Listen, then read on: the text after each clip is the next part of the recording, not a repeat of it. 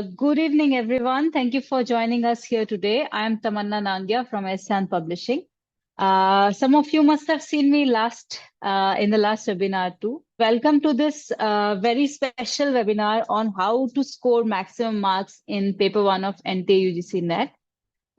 We'll be sharing exclusive tips, techniques, strategies to successfully crack, not only just successfully crack, score the maximum marks. So you must be knowing Dr. Priyanka Sharma, but let me give you a brief introduction to her. She has mentored 80,000 plus students in the past 15 years of experience, and she is with Physics Wala. Not only that, she also does, Priyanka Sharma ma'am also does the UK India Education and Research Initiative.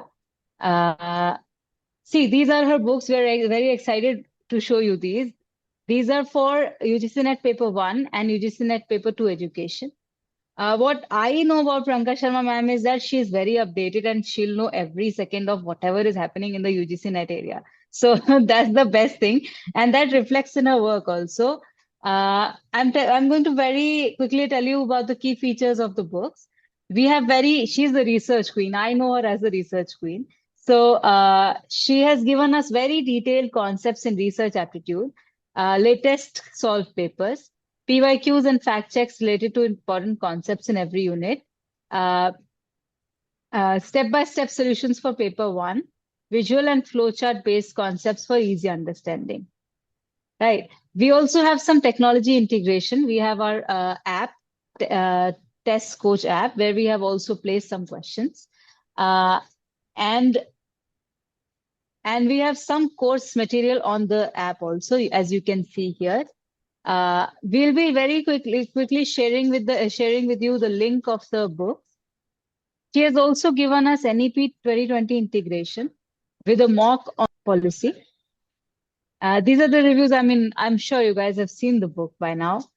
We've received very good reviews and we are very happy. And I'm very happy to announce that we are also planning to launch one more book with her. That will be a PYQ plus practice questions book for paper 1 specifically. We will give you solved, answers for solved questions. Without wasting any more of your time, let me invite Dr. Priyanka Sharma to give us her valuable insights. Priyanka Sharma, please. Yeah, hi everyone. I hope you all are fit and fine. Sorry, आप लोगों को थोड़ा सा wait करवाया, and because most of you, in fact, many of you have been with me in the course, and it took time for me to come to home from office. So let me just start with our session today. So before I begin with the seminar, it's going to be very crisp. हम बहुत कम time के अंदर maximum tips देने की कोशिश करूंगी मैं. लेकिन उससे पहले I would like to really thank the entire SChan publication team. मैं जब बचपन से I have always heard my parents talking about how they used their books, SChan books for cracking their exams.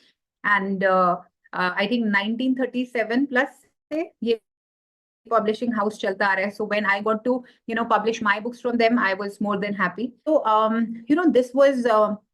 this is what I really like about them, that they're very proactive. That, for example, abhi re-exam ho raha hai, so their team was really worried that the students should not be demotivated. And what we have been talking, I really tell them that there is this particular paper 1 which really challenges most of the students. And this is their initiative, that they come up with workshops where we can help the students on how to crack this paper 1 exam. Because as much as my experience goes in the online industry and specifically catering to UGC NET, what I have realized is that most of the students, they really do very good in paper 2. That goes without doubt. And that is the reason, because you already have a subject background in your masters. So that gives you leverage, though necessarily it's not always, because you have to eventually work hard, and the strategy to crack UGC NET paper 2 is very different from your regular masters. But when I come to paper 1, what I have seen is that the best of the best students who just do amazingly well in their paper 2 exam, they really fail to do good in paper 1. And that is the reason why they are not they do not get selected, or they're not selected. Many a time the students who really are capable of getting JRF, they land up just having net or even not getting net, in spite of doing fantastically well in paper 2. That students have reached out to me that, ma'am, you should start taking paper 1, or you help. So obviously there are specific educators on different platforms, and they specifically cater to particular units.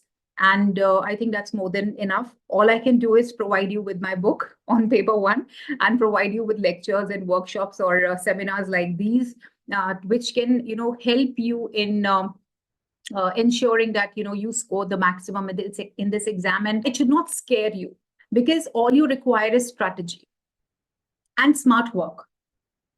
You can score fantastically well in paper 1 with a normal IQ. The only thing is that you should have a very good strategy for it. Okay, so without wasting any time, even for the new students and the old, let me just take you through the background. What is UGC NET? That in India, if you want to be an assistant professor, or you want to do your PhD, you must crack UGC NET. Top 6% of the country, they get NET, and the top 1% of the country, they get JRF. It is conducted in 83 subjects. This is what is known to us, but another subject has been added. Another one has been added. I just hope you know, नहीं तो आपको जल्दी पता लग जाएगा. It is conducted twice. एक साल में 2 बारी conduct जो है वो किया जाता है. And थोड़े changes आए हैं, वो changes discuss कर लेते हैं. इस बारी आपको 3 categories में इन्होंने बांटा है. ठीक है? You had to choose between category 1, category 2, category 3. Category 1, if you choose, means that you are opting, or you are choosing for your JRF. And automatically, if you're choosing for JRF, so obviously you will get NET certificate also. It's common sense, right? And of course, when you're getting JRF, you're eligible to be doing your PhD also under scholarship. The second category is when either you do not have the age on your side, because JRF के लिए एक particular age होता है, limit होता है. So you've crossed that particular age and you're only opting for assistant professor. That is, you're only opting for NET. And then we have another third category in which we say, no, we are not interested in teaching. We are not interested in being assistant professor. We are not interested in, cracking our JRF. We just want PhD, admission to PhD. So for category number 2 and 3, the score that you're going to get from now on, number 1, it will be in percentile. ठीक है? और ये जो percentile है, ये 1 साल तक आपके काम आएगा. जब आपका रिजल्ट डिक्लेयर होगा जिस डेट पे, तब से लेके 1 साल तक आप इसको स्कोर को इस्तेमाल कर पाएंगे. किस लिए? पीएचडी में एडमिशन लेने के लिए. इसके ऊपर कोई किसी को डाउट नहीं होना चाहिए. 3 categories, category number 2 and 3 particularly for NET, category 3 only for PhD, and the scores in percentile only and only for 1 year. It's going to be CBT. Paper 1 50 questions, paper 2 100 questions. Okay, her question 2 number का होगा. So 100 marks for paper 1, 200 for paper 2, and the complete time is going to be 3 hours without any break. So no break. And all are going to be MCQs and no negative marking. No negative marking. Medium of the question paper आप जानते हैं, जो भी आपने select किया है, English or whichever language, वो available होगा. In case there is a discrepancy between translation, Hindi is something else, English. So the English version is going to be final. Generally it happens the correct translation is not given. So they've clearly written here that the English, in this case, English is going to be considered as final. Now, here comes the main crux. What does it say? Paper 1 में general category को 40% number जो है वो लाना है, right? बाकी categories के लिए 35% है. Paper 2 के अंदर भी आपको 40% लाना है. ये तो आराम से आ जाता है. ये नहीं आ पाता है. अगर ये नहीं आ रहा है 40%, तो आप पेपर 2 में 80% नंबर लेके आते हैं तो भी आप सिलेक्ट नहीं होंगे. और ये 40% लाना, जो मैंने देखा है, 80% स्टूडेंट्स के लिए चैलेंजिंग होता है. 80% of the students. So that is the reason, that is the crux of why we have kept this workshop. I am going to skip all of this because time लगेगा. इसके अंदर reservations हैं. किस प्रकार की reservations होती है ये आपको हम PPT शेयर कर देंगे, आप इनको पढ़ लीजिएगा. I will come to the main crux. Okay, when I come to paper 1, तो ये आपके units हैं. 10 units हैं सबके सब. Before I take you forth, ये एक saying है, success is the residue of planning. Plan करते हैं ना हम बहुत कुछ, प्लान पेपर 1 में तभी सक्सीड कर सकते हो जब आपकी स्ट्रैटेजी या प्लान बिल्कुल क्लियर होता है। और कुछ बेस चीजें हैं, अगर कोई बेसिक चीजें, अगर ये आपको बेसिक चीजें आ गई तो आपको पेपर 1 में से आपको I would say 70%, when I से 70% मतलब 35+ क्वेश्चन आप सही करके आ रहे हो, कोई रोक नहीं सकता आपको। ये इतनी बेसिक चीजें हैं। So planning is very important, strategising is very important. जो कोई किसी भी लेवल के ऊपर हो, अगर वो ये ट्रिक समझ जाता है तो कुछ भी उसके लिए मुश्किल नहीं रहता ना। आपको पता है जब आप प्रिपरेशन करते हो तो सबसे बड़ी मिस्टेक्स जो बच्चों के से होती है वो होती है there is vast amount of syllabus. मैं हमेशा बोलती हूँ आप पेपर 2 कोई भी उठा लीजिए, आपका 7-8 पेज का सिलेबस होता है। यही अगर आप पेपर 1 का सिलेबस उठाएंगे, 2 से 3 पन्ने में पेपर का सिलेबस होता है, 2 से 3। और पेपर 2 में इन डेप्थ में बताया होता है। उस तो पेपर 1 के जो टॉपिक्स है ना 2-3 पेज में जो इन्होंने खत्म किया है, इसका जो पर्पस ही वो ये है कि इन्होंने लूज एंडेड टॉपिक्स रखे। हम इसमें ये नहीं कह सकते कि ये आउट ऑफ द सिलेबस है। पेपर 2 में तो आप ठोक के बोल देते हैं ये paper out of the syllabus है, इसमें कोई कुछ नहीं बोल सकता, राइट। तो ये अंडरस्टैंड करना बहुत जरूरी है।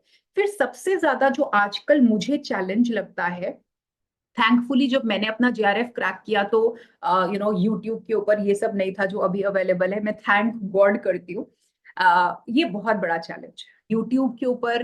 लोग अजीब अजीब थंबनेल्स लगा के just for the heck of commercialisation कोई भी पढ़ा रहा है, जिसका नेट भी क्रैक नहीं होता है, कितने मल्टीपल अटेम्प्ट में वो भी पढ़ा रहा है। तो यहाँ पे ना आपके रिसोर्सेस को आपको कॉन्डेंस करना बहुत जरूरी होता है। मैक्सिमम टू मैक्सिमम 2 या 3 पेपर 1 के लिए मैं बोल रही हूँ, नॉट मोर देन दैट। और वो भी वो टीचर्स जिनका सालों का एक्सपीरियंस है, जिनके पीछे 1000 बच्चे खड़े होके बोल सकते हैं कि हाँ मुझे इस सर या इस मैम ने हेल्प किए। तो ये आप याद रखना, जो आपके पास 1-2 रिसोर्सेज हैं, 2 किताबें मोर देन इनफ, 2 से ज्यादा जाने की जरूरत नहीं है, वो बेशक कोई भी पेपर हो, पेपर 2 और पेपर 1। रिवीजन जो होती है वो उसके ऊपर बच्चे जो है वो ज्यादा फोकस नहीं करते। और ये शायद मैं आपको पहले भी बता चुकी हूँ कि 50% जो आपकी सक्सेस होती है, 50% जो सक्सेस होती है वो सिर्फ और सिर्फ आपकी रिवीजन के ऊपर मैटर करती है। तो अब जैसे मैंने आपको बोला कि devising strategy is very important, तो पहला पॉइंट ही यही आता है कि आपको सारा का सारा सिलेबस के गो थ्रू होना है और नेचर समझना बहुत जरूरी है। 10 की 10 यूनिट की नेचर समझते हैं क्या होता है, ये यूनिट हमसे क्या डिमांड करती है, ये यूनिट क्या एक्सपेक्ट करती है हमसे, राइट। अब मैं आपको क्लियरली बोलती हूँ, आप इनमें से कोई भी 8 यूनिट्स पिक कर लीजिए, which are your strong points. Okay, out of all the 10 units you pick any 8. But when I say 8 units, it does not mean the remaining 1 to 2 units have to be completely ignored. Okay, ये नहीं मैं कह रही कि आप 8 units को पकड़िए बाकी दोनों को आप भूल जाइए। No, they are your weakness, you are accepting it, जो क्वेश्चंस आ रहे हैं प्रैक्टिस कर रहे हैं। बट ये जो 8 यूनिट्स हैं इसको आपको अपना स्ट्रेंथ बनाना पड़ेगा। ओके, देन वेरी इंपॉर्टेंटली हर यूनिट में ट्रेंड चेंज होता है। आप देखिए अभी जैसे सीबीटी मोड में पेपर होगा, जितने हमारे पास पेपर 2 के सब्जेक्ट्स आएंगे तो उससे हमको ना ट्रेंड पता चल जाता है, और हर साल ट्रेंड चेंज होता है 1 से 2 सालों में। तो बहुत इंपॉर्टेंट होता है कि बुक्स में या कहीं कोई भी आपको बोल रहा है 2013 का ये पेपर है या इस किताब के अंदर पिछले 60 इयर्स के क्वेश्चन पेपर्स हैं, 6 लिखा हुआ है किताब में, आप बोलोगे ऐसे मैम कैसे बोल रहे हो 60 इयर्स की, मैं बुक हम आपको दिखा सकते हैं जिसपे लिखा हुआ है, राइट। तो ऐसा आपको दिमाग में रखना है कि no it's not going to work for me, 2017 onwards ही आप कंसिडर करिए। एंड जिस हिसाब से चेंजेस हो रहे हैं मैं तो कहती हूँ कि 2021 ऑनवर्ड्स आप कोशिश करिए ज्यादा से ज्यादा पेपर 1 के आपको क्वेश्चन पेपर्स मिल पाए। लाइक फॉर एग्जांपल 2021 में कोई भी 10 पेपर 1 के क्वेश्चन जो जून में पूछे गए, या दिसंबर के 10, रादर देन एक एक क्वेश्चन पकड़ना। पेपर 1 में तो आप पकड़ सकते हो ना 5 से 6, 7, 10, 12, 20, 25 क्वेश्चन। पता है आपको क्वेश्चन डिफरेंट डिफरेंट पेपर 1 के क्वेश्चन पेपर्स बनते हैं, तो आप एक शिफ्ट के अंदर आपके पास 20-25 आराम से पेपर 1 के क्वेश्चन पेपर मिल सकते हैं आपको। तो दैट इज व्हाई आई से कि ये जो ट्रेंड जो शिफ्ट हो रहा है ये एकदम इस स्पीड के ऊपर हो रहा है। तो ये कहना कि 2017-18 या उससे पहले वो क्वेश्चन आपको करने की जरूरत ही नहीं है, वो वेस्टेज है आपके लिए, क्योंकि इतने क्वेश्चन पेपर्स बनते हैं, ट्रेंड चेंज होता है, एक ट्रेंड डिसाइड किया जाता है मीटिंग में, उसी ट्रेंड के बेसिस के ऊपर क्वेश्चन पेपर बनता है। ये मैं आपको आज एग्जाम्पल के तहत दिखाऊंगी, ठीक है। तो आपको वो ट्रेंड जानना बहुत जरूरी है, और वो ट्रेंड आप तभी जान पाओगे, लाइक फॉर एग्जाम्पल 2023 में से आप कोई भी 30 क्वेश्चन पेपर्स उठा लो, 30 PYQ पेपर्स, मुश्किल नहीं है पेपर बन के, और इनके अंदर देखो रिसर्च एप्टीट्यूड में किस प्रकार के क्वेश्चंस पूछे गए, ऐसे ट्रेंड पता चलता है, या इन्वायरमेंट में से किस प्रकार के क्वेश्चंस पूछे गए हैं।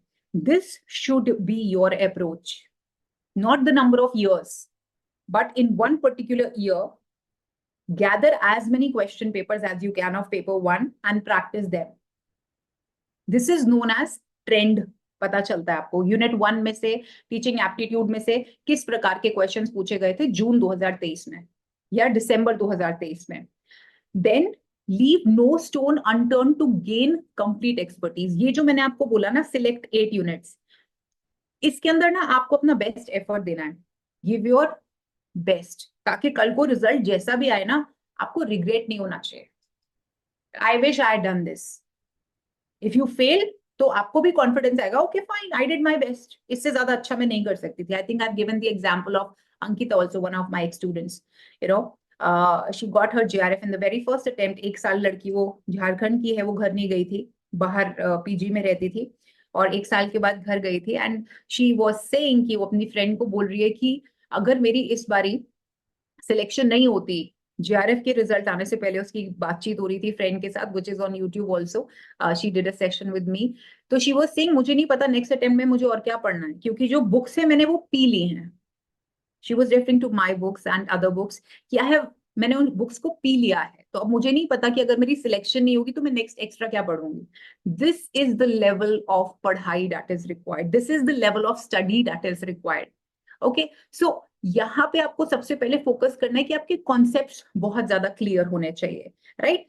तो आपको क्या करना है, go through the concepts, theories, right right right right. वो लोग, हमारे फोन पे भी नोटपैड है, सब कुछ है, लेकिन जब तक आप हाथ से नहीं लिखते हो ना, आपको चीजें नहीं पता चलती। आप बुक में अंडरलाइन कर लो, हाईलाइटिंग कर लो। यहाँ पे मेरे पास इतने, अभी इस रूम के अंदर भी अगर मैं आपको नोट्स दिखाऊं, अभी भी मैं नोट्स लिखती हूँ, एमएड के टाइम भी, नेट के टाइम भी, एमफिल के टाइम पे। हाथ से लिखना बहुत जरूरी है, आप सब जानते हो, टीचिंग एप्टीट्यूड में पढ़ते ही हो, साइकोमोटर, कॉग्निटिव, कोनेटिव जब इकट्ठे मिलते हैं तब आपका मेमोरी देर तक रहता है। नोट्स के बाद कॉन्सेप्ट मैपिंग बहुत ज्यादा इस टाइम पे जरूरी है। सेल्फ स्टडी करना चाहते हो, बहुत बढ़िया, लेकिन सेल्फ स्टडी के पीछे आपकी स्ट्रैटेजी होनी चाहिए, या अगर आप किसी मेंटोर से पढ़ना चाहते हो वो भी पढ़ सकते हो, और ज्यादा से ज्यादा प्रैक्टिस प्रैक्टिस प्रैक्टिस करो, ठीक है। ये एक बेसिक सा चार्ट है जो मैं आपको बताना चाहती हूँ। ये पैटर्न ऑफ एग्जाम है, आप देख सकते हो 2018 से लेके 2022 का, ये यूनिट्स है, ये यूनिट नंबर 1 है। पैटर्न देख सकते हैं आप, ये देख रहे हो, नंबर देख रहे हो, ये 10 2018 में 8 से 10, और ये देखिए हायर एजुकेशन में 2 से 3 पूछे जाते थे, 3 से 4 पूछे जाते थे, राइट। 2022 में ये घट के इतना हुआ, ये इतना हुआ। This is what is known as trend, this is what is known as, ये 2 से 3, 6 to 8 हुआ। So you see students, improve, this is shooting, this is shooting down, this is shooting down, ये कम हुआ है, ये सेम रहा है almost, ठीक है। ये 18 से 22 तक का, ठीक है, डेटा है। तो इसको आप देख लीजिए, कॉम्प्रीहेंशन देख रहे हो, स्टेबल है। कॉम्प्रीहेंशन में से 5 ही पूछे जाते हैं। तो चलो अभी हम बात करेंगे 2023 की, और जो अभी जून का एग्जाम हुआ था, ठीक है। टीचिंग एप्टीट्यूड, मतलब हर यूनिट में मैं आपको बताने वाली हूं इस टाइम पे आपको कौन सा टॉपिक नहीं छोड़ना है, राइट, और कितने क्वेश्चंस पूछे गए, राइट। सो टीचिंग एप्टीट्यूड में जो एवरेज नंबर ऑफ क्वेश्चन 2023 और 24 में पूछा गया वो थे 5, विच इज वेरी नाइस, क्योंकि ये यूनिफॉर्मिटी मेंटेन होगी। ये पहले वाले में जो आपको ट्रेंड दिखाया है उसके अंदर ऊटपटांग था, ये एवरेज है, ठीक है। ये आप आगे भी आपको दिखा दूंगी मैं। टीचिंग एप्टीट्यूड में जो क्वेश्चंस पूछे जा रहे हैं वो साइकोलॉजी बेस्ड ज्यादा पूछे जा रहे हैं, और साइकोलॉजी आई एम श्योर आपके टिप्स पे होनी चाहिए, लर्नर्स के कैरेक्टरिस्टिक्स, और सबसे ज्यादा जो बेस्ट पार्ट इसके अंदर है वो है प्रैक्टिकल क्वेश्चंस, सिचुएशनल जिसको हम कहते हैं कि अगर ऐसे हुआ क्लास के अंदर तो टीचर को क्या करना चाहिए, अगर बच्चे शोर मचा रहे तो क्या करना चाहिए, right. And then teaching models के ऊपर भी क्वेश्चंस आए पेपर 1 में, and they have gone to extreme level. Let me tell you, for education students it was still simple, but if I talk about students from commerce, or if I talk about students from management, it is pretty difficult for them. For you it can be simple, but for them it was tough.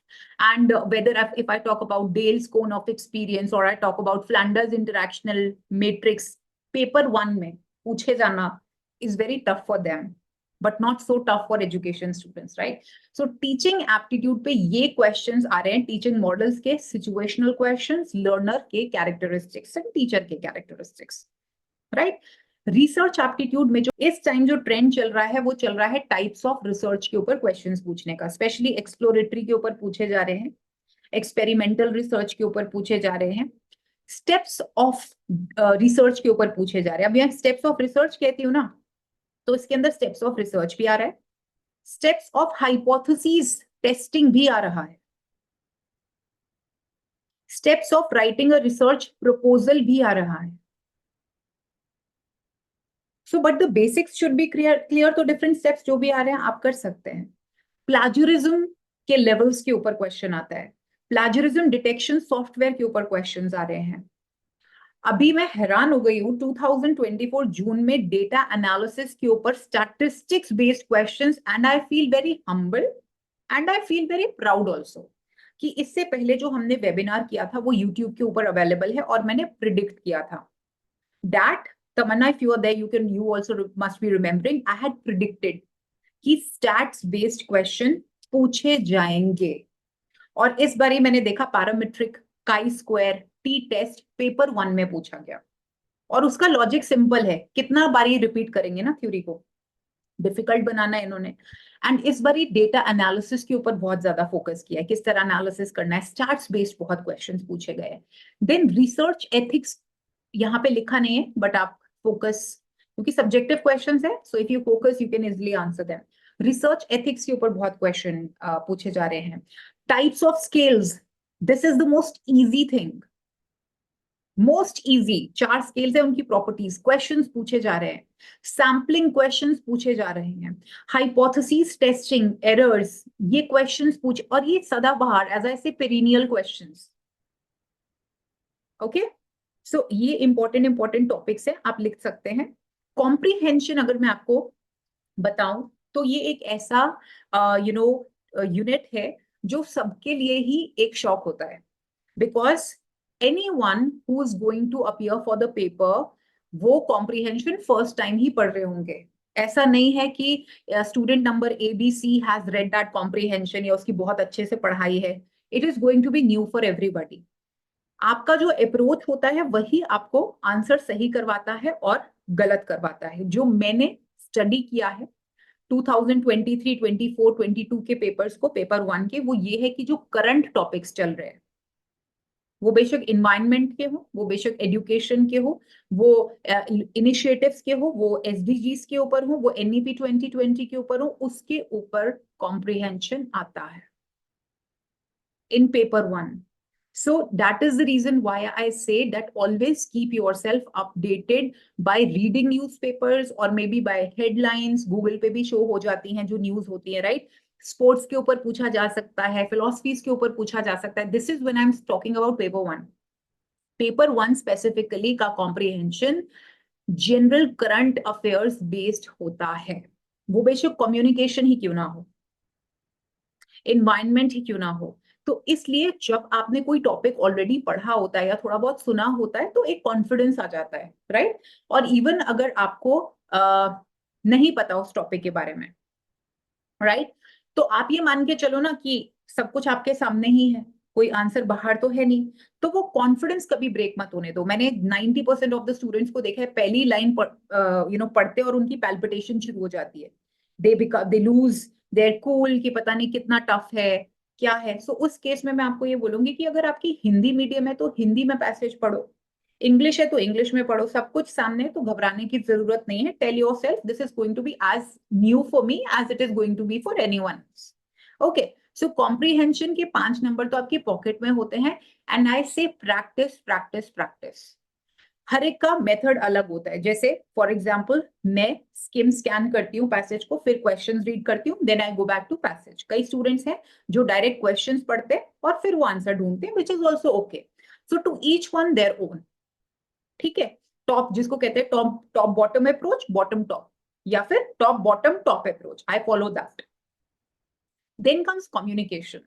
Communication के ऊपर जो questions पूछे जा रहे हैं वो classroom communication के ऊपर, क्रॉस कल्चरल क्वेश्चंस जो होते हैं कम्युनिकेशन के, मास कम्युनिकेशन के ऊपर। पहले हमने ये देखा था कि मॉडल्स के ऊपर बहुत क्वेश्चन आते थे ना, लास्टवेल में आ गया, या स्पाइरल अप्रोच आ गया, या आप इतने पुराने पुराने मॉडल्स हैं उनके ऊपर क्वेश्चंस आते थे, अब नहीं आ रहे। एसएमसीआर हो गया, etcetera etcetera, gone is that time.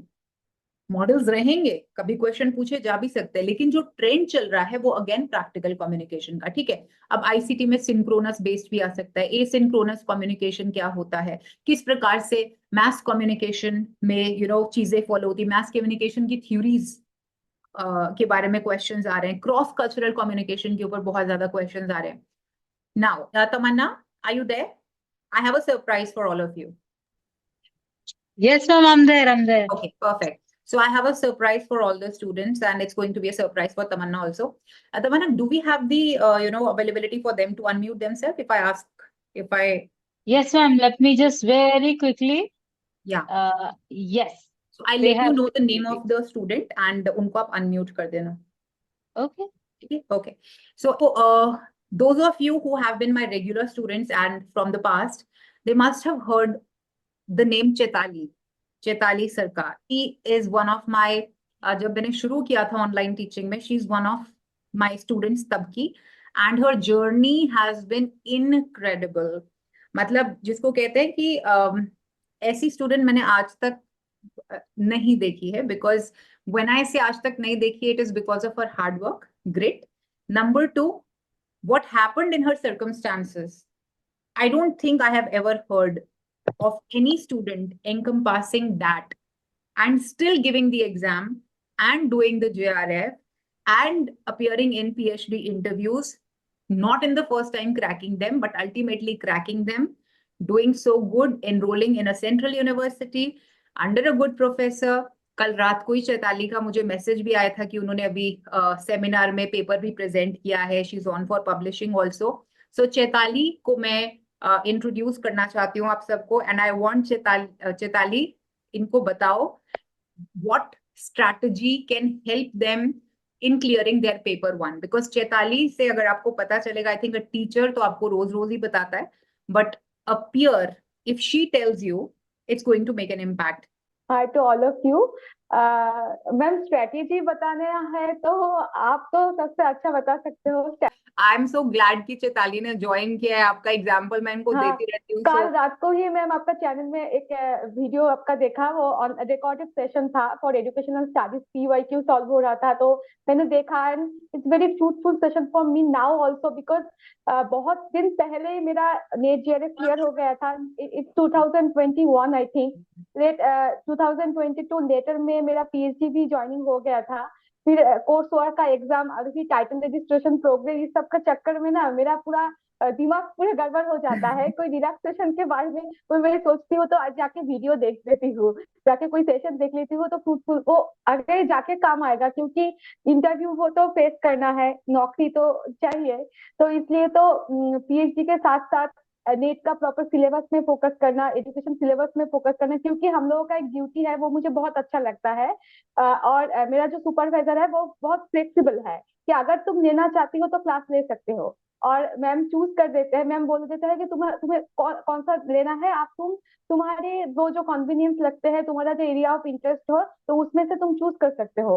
तो I always prefer to choose the philosophy, portion of the philosophy, Indian philosophy, western philosophy, thinkers, ये सब मैं क्लास लेती हूँ।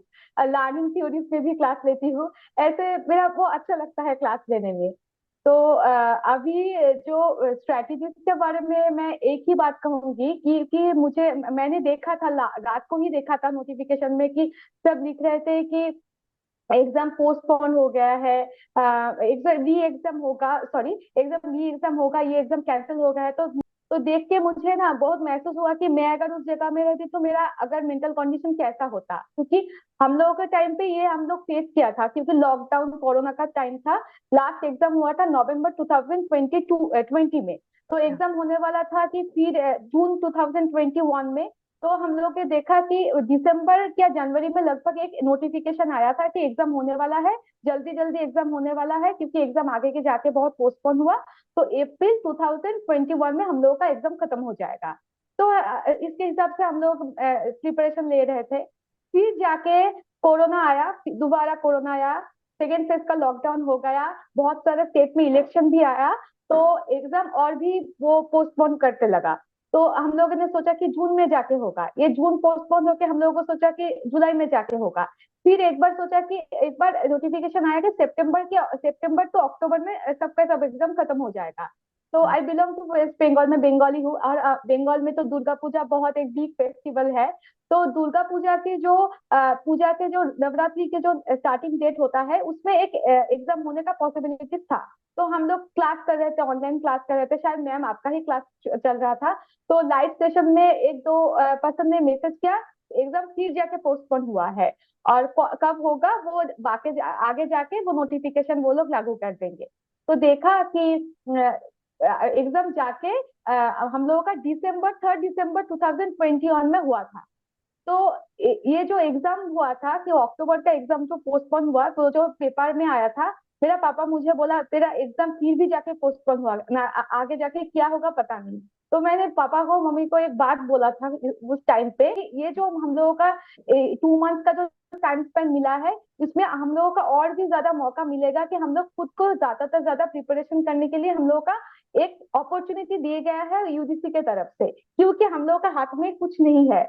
अगर कुछ ऐसा हुआ है, कुछ जैसा डिसऑनेस्टी हुआ है एग्जाम में, क्या अथॉरिटी के एग्जाम में अथॉरिटी की तरफ से उन लोगों का कोई शॉर्टकमिंग था, ये एनालिसिस करने का टाइम नहीं है हम लोगों को। हम लोगों का एक ही टाइम हाथ में, एक ही चीज है, ध्यान से पढ़ाई करना, जो जो हम लोगों का वीकनेस था वो शार्पन करना, और जाके री एग्जाम देना। जाके इस बार तो नेट कर ही लेते हैं, इस बार तो जेआरएफ हो ही जाएगा। यही हम लोगों का हाथ में है, और इसके अलावा कुछ हम लोगों का हाथ में नहीं है। तो ये खुद को समझाना पड़ेगा खुद को, क्योंकि हम लोग तो बड़े हो गए हैं, खुद को खुद ही मोटिवेट करना पड़ेगा, क्योंकि बाहर का लोग तो बोलेगा ही तेरे से कुछ नहीं होगा, एग्जाम ऐसे पोस्टपोन हो रहा है, क्या फायदा देके। तो खुद को खुद ही मोटिवेट करना है, ये मैं बोलूंगी। तो आपने देखा कि चैताली ने तब एग्जाम दिया था जब कोविड था, तो तब तो कितने साइकिल्स मर्ज हुए थे, तो उन्होंने वही आपको एग्जाम्पल दिया है कि डिमोटिवेट नहीं होना। जो हमने फेस किया है वो तो कुछ भी नहीं है आप लोगों ने जो उन लोगों ने फेस किया है। चैताली वो स्टूडेंट है जो मैं क्वेश्चन पूछती थी और टाइमर चलता था, और टाइमर जब तक खत्म होता था बच्चे आंसर कर रहे होते थे ABC, और ये A B के साथ साथ एक्सप्लेनेशन भी लिख के दे देती थी with a normal phone, with a normal Android phone. ये और रोज का किस्सा था, आई डोंट थिंक एक भी क्लास ऐसी रही है जब चैताली ने क्लास मिस की हो। And I literally am telling you, online I used to go, एक चैताली आप थे और एक मैं नाम भूल गई हूँ, एक और लड़की आपकी फ्रेंड थी, क्या नाम था? मैम सुपर्णा मेरी फ्रेंड थी। सुपर्णा। सुपर्णा भी सुपर्णा, हाँ, Suparna. Correct. And let me tell you students, ये तो चलो था ही था। इन द मिडल ऑफ 2 हफ्ते या 1 हफ्ते से भी कम, 27th November Chaitali lost her father, and 3rd को पेपर था, and Chaitali gave the paper and cracked her JRF. So can you imagine? So that is the reason why I say that this girl who is sitting here is very special for me, because itna grit, itna determination, and I'm sure that, your father is very, very proud of you. And not just that, detail mein I will not go. Life has not been very easy for her. after cracking her GRF also, not just profession but personally also. So I think Chaitali is an example, and I'm very glad. कल out of the blue रात के 12 बजे थे जब मुझे चैताली का message आया था, and I just thought of it that let me introduce her. Maybe God wanted, you know, you people to meet with her. And Chaitali, जाते जाते, before I also continue because then I have to cover with the next units. जाते जाते आप इनको कुछ बता सकते हो कि पेपर 1 में क्या strategy, मतलब very quickly. हाँ है, क्योंकि हम लोगों का तो अभी एग्जाम होने वाला है, तो अभी तो पेपर 1 में बहुत सारा ध्यान देना पड़ेगा। क्योंकि मेरा जो स्ट्रेटेजी था, क्योंकि ज्यादा फोकस करना पड़ेगा एनवायरमेंटल साइंस एंड आईसीटी के ऊपर, क्योंकि यूजीसी वाले ना वो भी बहुत अवर हो गया है कि टीचिंग रिसर्च के बारे में, एजुकेशन का बच्चे लोगों को सब कुछ पता है, हायर एजुकेशन बारे में भी वो लोग खुद ही कुछ बोल देगा। लोग ज्यादा से ज्यादा कम टाइम में कर सकते हैं, क्योंकि एनवायरमेंटल साइंस में मैंने बहुत कुछ देखा था जब वो वीडियोस में क्या वो सॉइल का टाइप है कि कॉप के बारे में, हर कॉप 26 तक हम लोग देख के जाए पूरा एनवायरमेंटल जो पेरिस कम्युनिटी था, वो sustainable development goal, millennium development goal में अभी तो भूल ही है, तो स्पीशीज के बहुत सारा टाइप था, वो सब देखे गए। और आईसीटी के बारे में बहुत सारा कुछ देख के जाना पड़ेगा, क्योंकि वो आगे के आगे तुरंत कंप्लीट करना चाहिए कि आगे जाकर, और नोट जो भी देखते रहते हो, जो हाईलाइटेड पॉइंट है वो डिफरेंट कलर्स ऑफ पेन के साथ साथ हम लोग नोट डाउन करके करके जाएंगे, क्योंकि एग्जाम देने के पहले रात में जो हम लोग ऐसे देखेंगे तो हम लोग को सब याद हो जाएगा। क्वेश्चन आंसर करने का स्ट्रेटेजी तो जब कॉन्सेप्चुअल क्वेश्चन आते हैं ना, वो मुझे लगता है कि ज्यादा इजी होता है, क्योंकि हम लोग वो जो एलिमिनेशन प्रोसेस से जल्दी कर पाते हैं। जो फैक्चुअल है वो तो हम लोगों को फैक्चुअली वो रिमेम्बर करना पड़ता है, पर जो कॉन्सेप्चुअल है आई थिंक वो ज्यादा कामयाब है हम लोगों के लिए करने के लिए, वो ज्यादा हम लोग को क्लियर करने के वो जो मौका जो ज्यादा मिल जाते हैं, वो अपॉर्चुनिटी ज्यादा हो जाते हैं, क्योंकि ज्यादा कॉन्सेप्चुअल क्वेश्चन होते हैं। और टाइम में मेंटेन करना, क्योंकि बहुत सारा मॉक टेस्ट भी होता है, मॉक टेस्ट देना पड़ेगा, क्योंकि 3 घंटा टाइम है, 3 घंटे में पेपर खत्म करना है। और ये और एक अच्छा मौका मिला है इस बार का स्टूडेंट के लिए कि पेपर री एग्जाम जो होगा वो सीबीटी मोड में होगा। ये बहुत अच्छा है, क्योंकि सीबीटी मोड में हम लोग पेपर बहुत जल्दी खत्म करते हैं, पेपर बहुत एट्रैक्टिव होता है कि देख के ऐसा स्क्रीन में करते हैं ना, तो हम लोगों को ज्यादा कम टाइम में ज्यादा क्वेश्चन हम लोग सॉल्व कर पाते हैं, और क्वेश्चन चेंज करने का, आंसर चेंज करने का भी हम लोगों का एक मौका रहता है, जो पेपर पेन में नहीं होता है। तो पेपर पेन से मुझे लगता है सीबीटी मोड पे ज्यादा उन लोगों का कन्वीनियंस होगा ये एग्जाम देना। तो ये मेरा वो सजेशन है वो अपकमिंग जो एस्पिरेंट्स है जो एग्जाम देने बैठेंगे उन लोगों के लिए। Okay. Thank you, ma'am. Thank you, Chaitali. I'll connect with you after the webinar. Thank you so much. Thank you so much. Bye. Bye. So I think Chaitali ने आपको बताया है काफी नोट्स का, रिविजन का, टाइम मैनेजमेंट का। अभी हमारे पास ना बहुत कम टाइम रह गया है, 10 to 15 मिनट्स हैं, तो I have to wind up.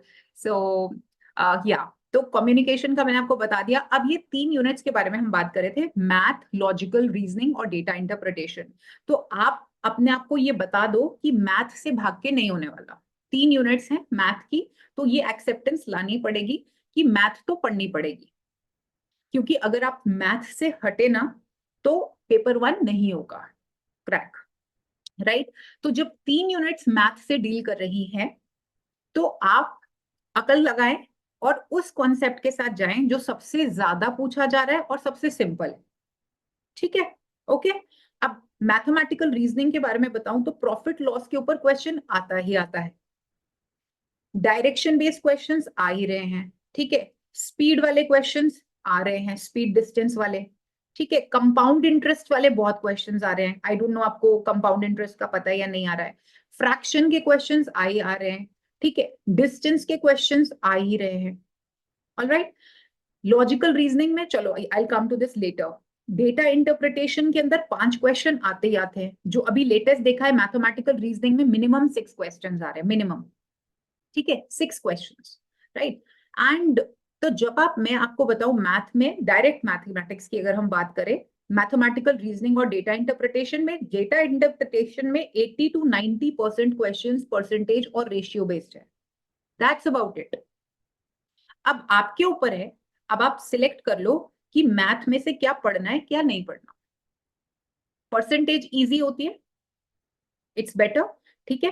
Fraction based questions आते हैं, टफ होते हैं, मैं मान सकती हूँ आप छोड़ रहे हो, अच्छे से छोड़ दो, लेकिन कुछ तो पकड़ना पड़ेगा, राइट। तो percentages are very simple, ratios are also very simple, ठीक है।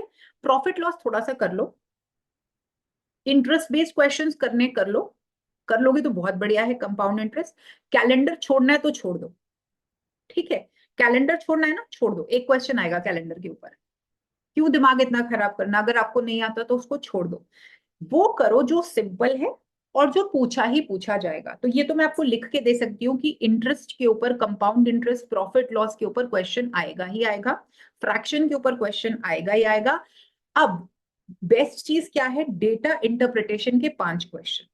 आपको क्या करना है, प्रैक्टिस प्रैक्टिस प्रैक्टिस, जितने भी आपको प्रीवियस ईयर क्वेश्चंस मिल रहे हैं, रोज मिनिमम 2 से 3 डेटा इंटरप्रिटेशन के क्वेश्चंस प्रैक्टिस करने। व्हेन आई से 2 से 3 मतलब हर एक में 5 क्वेश्चंस होते हैं, तो मिनिमम 15 क्वेश्चंस आपको करने ही करने, मिनिमम 15 क्वेश्चंस, राइट, DI के। तो इसके बिना नहीं क्लियर होगा। और हल्के फुल्के मैथमेटिक्स, लॉजिकल रीजनिंग में नहीं आती है पॉलिसीज, कोई प्रॉब्लम नहीं है, छोड़ दो, मैं कह रही हूँ अगर प्रॉब्लम है इस टाइम पे, नहीं आती है, छोड़ दो, एक क्वेश्चन आएगा, मैक्सिमम 2 आएंगे, ठीक है। लेकिन जैसे कि सिलोजिज्म हो गया, ये भी इसके अंदर आता है, राइट। सिलोजिज्म तो इजी है, सिलोजिज्म तो डिफिकल्ट नहीं है। अल्फा सीरीज होती है, अल्फा सीरीज आती है, अल्फा न्यूमेरिक सीरीज आती है, मिसिंग सीरीज आती है नंबर वाली, ये तो आप कर सकते हो, ये कर लो। जो छोड़ने, मैं आपको खुद बता रही, पॉलिसीज में 2 से ज्यादा नहीं पूछे जाते, कैलेंडर में 1 से ज्यादा नहीं पूछा जाता, लेकिन वहीं पे ही जैसे क्वेश्चन है सिंपल सिंपल डिस्टेंस वाले, ये आप कर लीजिए। फ्रैक्शन नहीं आती है, it is okay, interest based कर लीजिए। नाउ मैं सिर्फ उन्हीं के ऊपर फोकस करूंगी बिकॉज टाइम इज शॉर्ट। अभी चैताली ने भी बोला, अभी मैं भी आपको बोल रही हूँ कि आईसीटी बेस्ड क्वेश्चंस आ रहे हैं 4 to 5, जिसके अंदर जो चैलेंजिंग पार्ट है वो है बाइनरी कैलकुलेशन। बाइनरी कैलकुलेशन के ऊपर न्यूमेरिकल्स आ रहे हैं। आई एम श्योर स्कूल में आपने पढ़ा होगा, टीचर ने अगर अच्छे से पढ़ाया तो आप कर पाओगे, नहीं आए तो इस टाइम पे छोड़ दो, बहुत टाइम कंज्यूमिंग है, ओके। एब्रीविएशन तो कर सकते हैं इस बारी। सीसी का मतलब क्या होता है, बीसीसी का मतलब क्या होता है, ईमेल का प्रोटोकॉल क्या होता है, एब्रीविएशंस कर लो, एक्रोनिम्स कर लो। जो भी डिजिटल इनिशिएटिव्स लिए हैं, जैसे शोध चक्र हो गया, शोध शुद्धि हो गया, शोध गंगा हो गया, again ICT in research also, research में आईसीटी कैसे सबसे ज्यादा मदद करता है, एथिकली कैसे चैलेंज हो सकता है, ये क्वेश्चंस आते हैं। प्रोग्राम लर्निंग के ऊपर क्वेश्चंस आ रहे हैं, जो कि अगेन टीचिंग एप्टीट्यूड से मैच कर रहे हैं, but along with ICT. And software के ऊपर फोकस बहुत हो रहा है। सॉफ्टवेयर कौन कौन से LMSs हैं जो आप यूज कर रहे हो, तो इनके ऊपर आपको फोकस करना है। Now is the time to focus only on these topics if you have problem, right. People environment के ऊपर बताएं तो 4 क्वेश्चंस पूछे जा रहे हैं एवरेज, जिसके अंदर मैं खुद बोलती हूँ कि एक ऐसी यूनिट है, इन्वायरमेंट वाला स्टूडेंट भी इसको 100% नहीं कर पाएगा। तो इसके अंदर जो लेटेस्ट इनिशिएटिव्स हैं गवर्नमेंट के, अगर आप वो कर सकते हैं, जिसके लिए न्यूज़पेपर आपको पढ़ना है, बहुत बढ़िया, नहीं तो MDGs SDGs के ऊपर तो पूछे जाते हैं। लेटेस्ट जो चल रहा है वो चल रहा है डिजीजेस के ऊपर, डिजीजेस और पॉल्यूशन, डिजीजेस और पॉल्यूशन के ऊपर क्वेश्चंस पूछे जा रहे हैं। देन रिन्यूएबल एनर्जी रिसोर्सेज के ऊपर क्वेश्चंस पूछे जा रहे हैं, सोलर एनर्जी हो गया, विंड एनर्जी हो गया, राइट। प्रोटोकॉल्स, मॉन्ट्रियल, क्योटो, ये तो बहुत ज्यादा सिंपल सिंपल है, देखो इनको मिस मत करो, ठीक है। इकोलॉजिकल पिरामिड क्या होता है, क्या बेस के ऊपर होता है, एक्वाटिक सिस्टम क्या है, राइट। साथ ही में डिजास्टर्स क्या होते हैं, डिजास्टर मैनेजमेंट कैसे करनी है, ये सिंपल सिंपल क्वेश्चन है। ये उन बच्चों के लिए मैं बता रही हूँ जिनको ये यूनिट अच्छी ही नहीं लगती, ये बेसिक्स कर लो, because environment is something which no teacher, no student can cover 100%, but at least we can do this. And higher education के ऊपर 6 क्वेश्चन आ रहे हैं minimum, and the topics which they are asking, students note it down, ancient Indian education system, जिसके अंदर universities और pre independence commissions और अभी NEP 2020 पे, ये 3 चीजें हैं, ये आप लिख लो। इन तीनों के ऊपर ही क्वेश्चंस आने वाले। मैं आपको फटाफट से, टाइम अभी हम लोग 6:30 बिल्कुल क्लोज कर देंगे, आपको मैं 2 एग्जाम्पल्स देती हूँ, ठीक है, 2 यूनिट्स के एग्जाम्पल लेते हैं। अब पहले हम लेते हैं हायर एजुकेशन के 2023 में और 2000 जो मैंने आपको टॉपिक्स बताए हैं कैसे उनमें से क्वेश्चंस पूछे जा रहे हैं, ठीक है। अब ये डिफरेंट डिफरेंट पेपर्स के क्वेश्चंस। हायर एजुकेशन यानी यूनिट 10 ये आ गया, विक्रमशिला, तक्षशिला, नालंदा, हड़प्पा। कमीशन बताया आपको, Charles Wood, Macaulay, Elphinstone, Nalanda, Buddhist, ठीक है, ये देख रहे हो आप। नेक्स्ट के ऊपर आ जाओ, आ गया मैग्ना कार्टा, फिर से रिपीट हुआ, Elphinstone, Kolkata presidency college, Poona college, Scottish missionary, न्याय सूत्रा, लीलावती। अगेन ये क्या है, ancient Indian education system, pre independence education commissions के बारे में पूछा, ठीक है।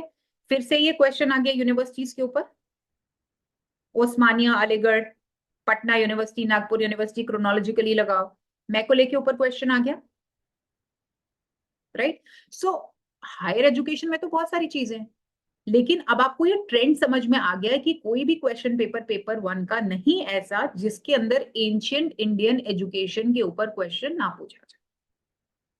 तो इन यूनिवर्सिटी, वो बेशक उदंतपुरी यूनिवर्सिटी है, वल्लभी यूनिवर्सिटी है, तक्षशिला यूनिवर्सिटी है, न्याय सूत्रस है ना, चरक संहिता है, कौन कौन सी 63 क्लास होती थी, इसको कर लो।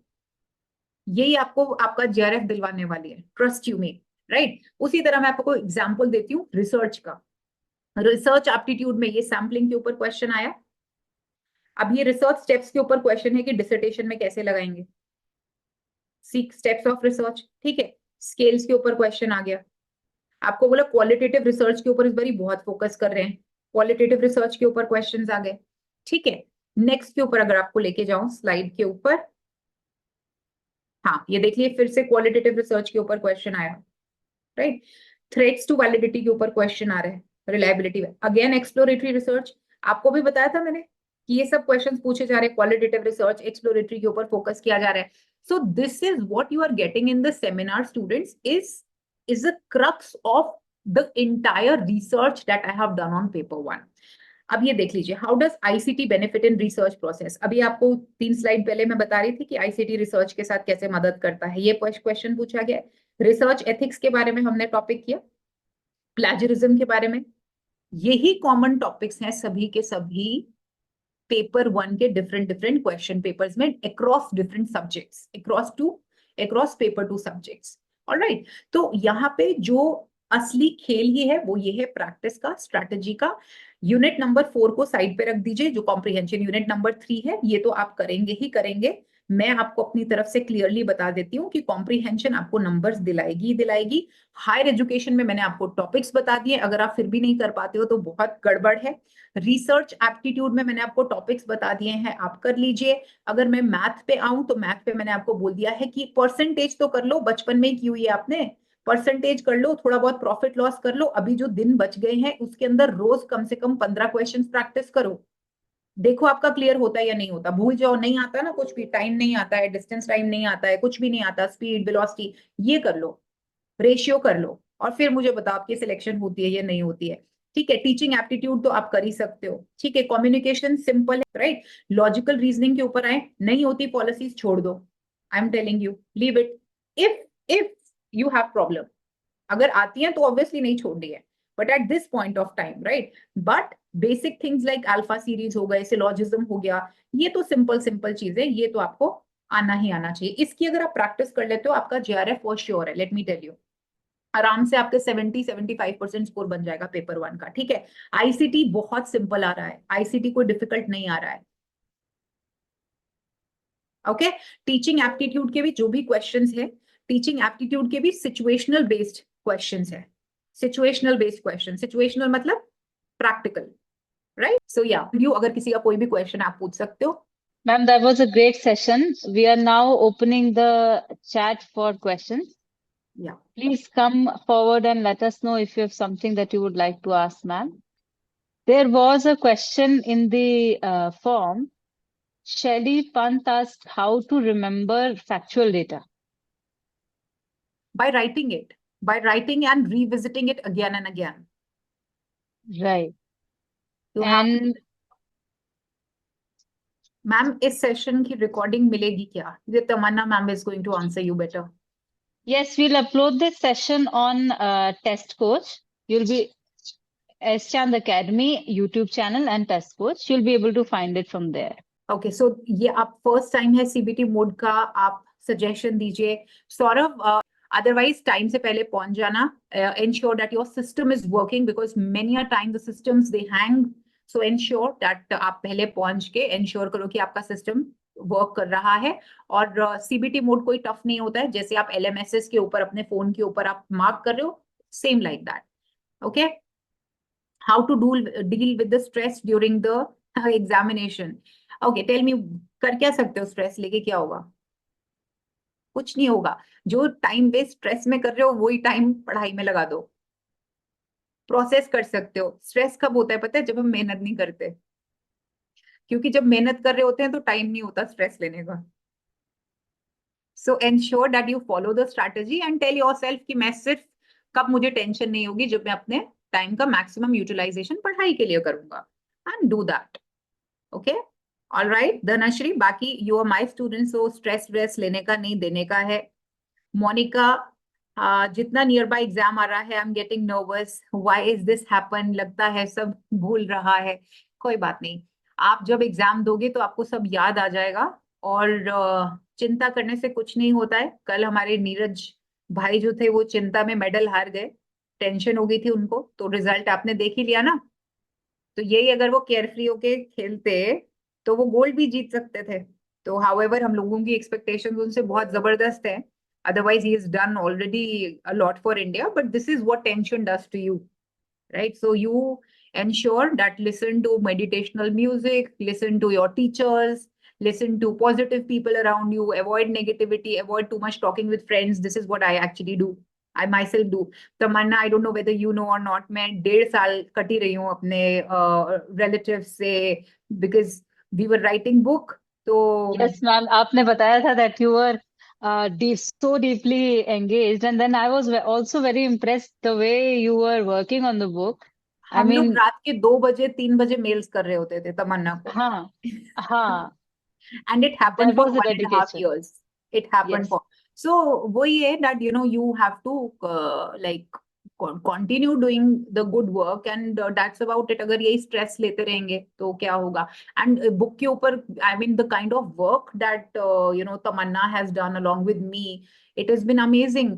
मतलब वो बच्चे जिनको मैथ नहीं आती है ना, जैसे आपको अगर टीचर्स, मैं तो यही बोलती हूँ कि अगर आपको छोटे छोटे प्रॉफिट लॉस ही हो गया या कुछ भी हो गया, तो अगर आपको कोई आसपास नहीं है, सबसे पहले तो ऑनलाइन चीजें नहीं सीखनी चाहिए मैथ की। मैं मान, मैथ एक ऐसा चीज है जो आपको 1-to-1 टीचर से सीखना चाहिए। अगर आपके आसपास कोई नहीं है तो आपको बेस्ट चीज जो सिखा सकती है वो है किताब, और वो भी किताब जिससे क्वेश्चंस नहीं बल्कि वो सॉल्यूशंस दिए।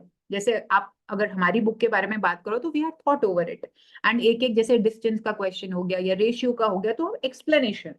So book is your best friend, book with solutions is your best friend, so go through them. If you have your didi bhaiyas or whoever are near you, if you can take if you can take their help, that's going to be amazing. तो इस तरह जो है आप improve कर सकते हो, right? मैंने बीकॉम किया है, अब एमए एजुकेशन में स्विच कर लिया है, तो eligible? Absolutely yes Deepika, absolutely yes, absolutely. और कोई भूला भूला नहीं है, जो आप लोगों ने बहुत अच्छा परफॉर्म किया था जून के एग्जाम में, जो आप लोगों ने मेरे को बताया था, यू डिड अमेजिंगली वेल। तो वो तुक्के से तो अमेजिंगली वेल हुआ नहीं था, जैसे चेताली ने बोला दैट बी पॉजिटिव, जो भी आपको टाइम मिला है stay positive and do your best. अगर आपने पहले अच्छा किया है तो इस बार और भी अच्छा करोगे, राइट? मैम एक दिन में कितने मॉक लगाए मैक्सिमम? एक, मोर than enough. I really believe focus on PYQs rather than mocks. I believe so. Practice as many PYQs as possible. Okay, Bushra, ठीक है, तुम बस अपनी तबीयत सही रखो, that is really important for Bushra. ये बहुत स्ट्रेस में आ जाती है, तो इस बार स्ट्रेस में नहीं आना लास्ट टाइम की तरह। मैम बुक में PYQ है वो कर ले, बिल्कुल वही करना है। पेपर 1 का जो मैथमेटिकल रीजनिंग DI के सॉल्यूशंस है आप वहां से करो, बहुत डिटेल्ड फॉर्म में है, that is going to be more than enough. मैं तो कहती हूँ किताब को अगर आप पी लेते हो ना तो आपको किसी आउटसाइड रिसोर्स की जरूरत नहीं पड़ती, to just drink the book. One last thing, we really wanted to share the links to your books Very quickly, we are sending them in the chat. Yes, these are the links. जिनको भी किताब लेना है वो इस link से ले सकते हैं. We'll be shortly running a sale on this book also. Math के लिए बुक सजेस्ट करें, कौन सी मैथ के लिए? अगर आप मैथमेटिकल रीजनिंग के लिए बोल रहे हो तो I think paper 1 book is more than sufficient for you, right? Alpha series question क्या होते हैं? अल्फा सीरीज के ऊपर एक क्लास ले आते हैं. अल्फा सीरीज होती है बेटा, अल्फा न्यूमेरिक सीरीज होती हैं. आई एम श्योर ये पता है कि नहीं पता. We have to end the session. Tamanna का वो मैसेज आ गया है. So tata bye bye. Rest of the questions on Telegram. Take care of yourself. We are very glad that you all joined. Thank you for joining. Priyanka Sharma ma'am has always been an inspiration. We look forward to conducting such sessions again in future. Thank you all. Signing off for the night. Good night. Bye bye.